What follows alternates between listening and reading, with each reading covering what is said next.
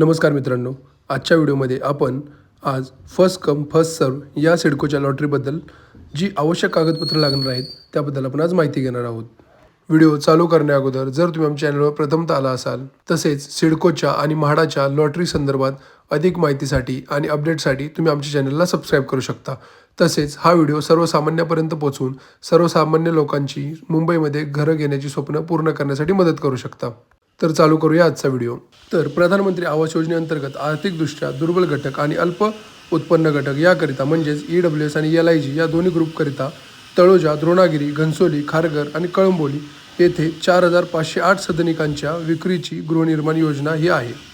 या योजनेअंतर्गत LIG म्हणजेच अल्प उत्पन्न गट 3,393 घरांची ही लॉटरी आहे. तसेच EWS गटासाठी म्हणजेच आर्थिकदृष्ट्या दुर्बल घटकासाठी 1,115 घरांची ही लॉटरी आहे.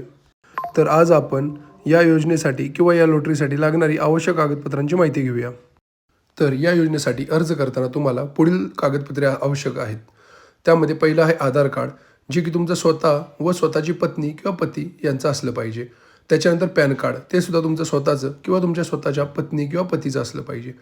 बरं, ही सर्व डॉक्युमेंट तसेच काही जी बाकीची कागदपत्रे आहेत ही तुमची डिजिलॉकर या ॲपमध्ये असणं गरजेचं आहे. डिजिलॉकर ॲप ही शासनाने बनवलेली एक ॲप आहे. त्याच्यामध्ये पूर्ण आपली जी कागदपत्र आहेत त्यांचा तुम्ही जरी नंबर जरी टाकला, म्हणजे जसं तुम्ही आधार कार्ड जाऊन जर तिथं तुम्ही सर्च केलं डिजिलॉकरवर जाऊन आणि तिथं तुमचा जर आधार कार्डचा जर नंबर टाकला तर तुमचं आधार कार्ड तिथे येतं.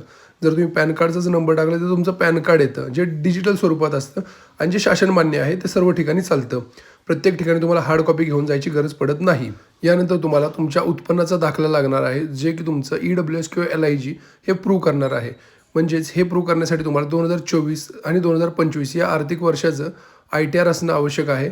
आणि जर ज्या लोकांना ITR नसेल, ज्यांची इन्कम 5 लाखाच्या आतमध्ये आहे, ती लोक ITR भरत नाहीत, मग या लोकांनी तहसीलदाराचं उत्पन्न प्रमाणपत्र आणलं तरी चालतं.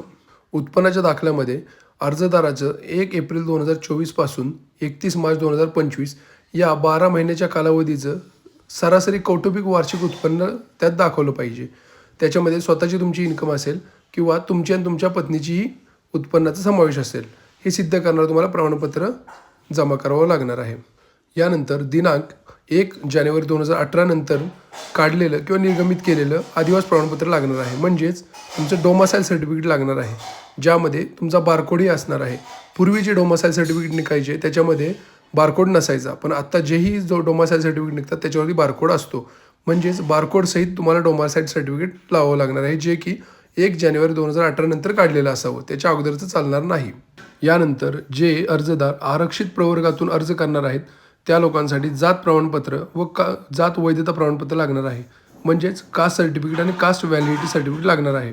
म्हणजेच अर्जदाराने मागासवर्गीय प्रवर्गात नोंदणी करावयाचे झाल्यास त्या प्रवर्गात मोडत असल्याबाबत सक्षम प्राधिकाऱ्यांकडून दिलेले जातीचे प्रमाणपत्र प्रत सादर करणे आवश्यक राहील. शासन निर्णयानुसार अनुसूचित जाती म्हणजेच SC, अनुसूचित जमाती म्हणजेच ST, भटक्या जमाती म्हणजेच NT, विमुक्त जमाती म्हणजेच DT या प्रवर्गातील यशस्वी अर्जदारांना महाराष्ट्र शासनाच्या सक्षम प्राधिकाऱ्याने दिलेले जात प्रमाणपत्र व जात पडताळणी वैधता प्रमाणपत्र म्हणजेच कास्ट सर्टिफिकेट आणि कास्ट व्हॅलिडिटी सर्टिफिकेट सादर करणं अनिवार्य राहील. इतर राज्यातील शासकीय विभागाने निर्गमित केलेले जात वैधता प्रमाणपत्र ग्राह्य धरण्यात येणार नाही, याची सर्व अर्जदारांनी नोंद घ्यावी. म्हणजेच तुम्हाला महाराष्ट्र शासनाने दिलेलं कास्ट सर्टिफिकेट आणि कास्ट व्हॅलिडिटी सर्टिफिकेट आणायचं आहे. दुसऱ्या राज्यातील कास्ट सर्टिफिकेट आणि कास्ट व्हॅलिडिटी सर्टिफिकेट चालणार नाही. यानंतर जर तुम्ही विकलांग प्रवर्गातून अर्ज करणार आहात आणि विकलांग आरक्षणाचा वापर करणार आहात तर या ठिकाणी तुम्हाला विकलांग असलेबाबतचं UDID कार्ड म्हणजेच युनिक डिसॅबिलिटी ID कार्ड तुम्हाला सबमिट करावं लागणार आहे. महाराष्ट्र शासनाने काही अथॉरिटींना अलाउड केलं आहे UDID कार्ड इश्यू करण्यासाठी, तर त्यांच्याकडून इश्यू झालेलं UDID कार्ड तुम्हाला इथं सबमिट करावं लागणार आहे. यानंतर जर तुम्ही काही इतर आरक्षण प्रवर्गातून अर्ज करणार आहात तर तुम्हाला खालील कागदपत्र लागणार आहेत. जसं की जर तुम्ही पत्रकार आहात आणि तुम्हाला पत्रकार आरक्षणाचा जर वापर करायचा असेल तर तुम्हाला या माहिती पुस्तिकेमध्ये जोडपत्र 1 दिलेलं आहे, त्यामध्ये नमूद केलेली सर्व कागदपत्र तुम्हाला लागणार आहेत. तसंच जर तुम्ही माथाडी कामगार असाल तर तुम्हाला संबंधित माथाडी प्राधिकारी यांच्याकडे निर्गमित करण्यात आलेला दाखला किंवा प्रमाणपत्र जोडावं लागणार आहे. यानंतर प्रादेशिक अल्पसंख्याक म्हणजेच रिजनल मायनॉरिटी म्हणजे जे धर्म मायनॉरिटीमध्ये येतात त्या लोकांसाठी अर्जदाराचा शाळा सोडल्याचा दाखला किंवा जन्म दाखला ज्यामध्ये ते ज्या धर्माचे आहेत तो धर्म नमूद करणे आवश्यक आहे.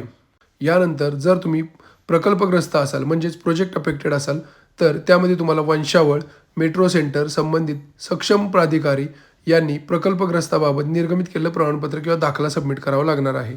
यानंतर जर तुम्ही सिडको कर्मचारी असाल तर सिडकोच्या सक्षम प्राधिकारी यांनी निर्गमित केलेलं ओळख प्रमाणपत्र लावावं लागणार आहे. तसेच जर तुम्ही माजी सैनिक असाल तर अर्ज सादर करताना पोर्टलवर उपलब्ध असलेल्या फॉर्मॅटमध्ये माहिती भरून त्यावर सक्षम प्राधिकारी यांची स्वाक्षरी व शिक्का घेऊन पोर्टलवर अपलोड करणे आवश्यक आहे. यानंतर जर तुम्ही शासकीय कर्मचारी असाल तर तुम्हाला शासकीय सेवेत मिनिमम 5 वर्ष पूर्ण केलेले असावेत. म्हणजेच शासकीय सेवेत 5 वर्ष पूर्ण केलेले अधिकारी कर्मचारी हे फक्त लॉटरीसाठी पात्र राहतील. यानंतर अर्ज सादर करताना पोर्टलवर उपलब्ध असलेल्या फॉर्मॅटमध्ये माहिती भरून त्यावर सक्षम प्राधिकारी यांची स्वाक्षरी व शिक्का घेऊन पोर्टलवर अपलोड करणे आवश्यक आहे. तर अशा प्रकारे आज आपण FCFS म्हणजेच फर्स्ट कम फर्स्ट सर्व या योजनेअंतर्गत लॉटरीसाठी जी आवश्यक कागदपत्र लागणार आहेत त्याबद्दल आपण आज पाहिलेलं आहे. तसेच जर तुम्ही आमच्या चॅनलवर प्रथमतः आला असाल किंवा सिडको आणि म्हाडाच्या योजनेअंतर्गत निघणाऱ्या लॉटरी संदर्भात अपडेट्स किंवा माहितीसाठी आमच्या चॅनलला तुम्ही सबस्क्राईब करू शकता.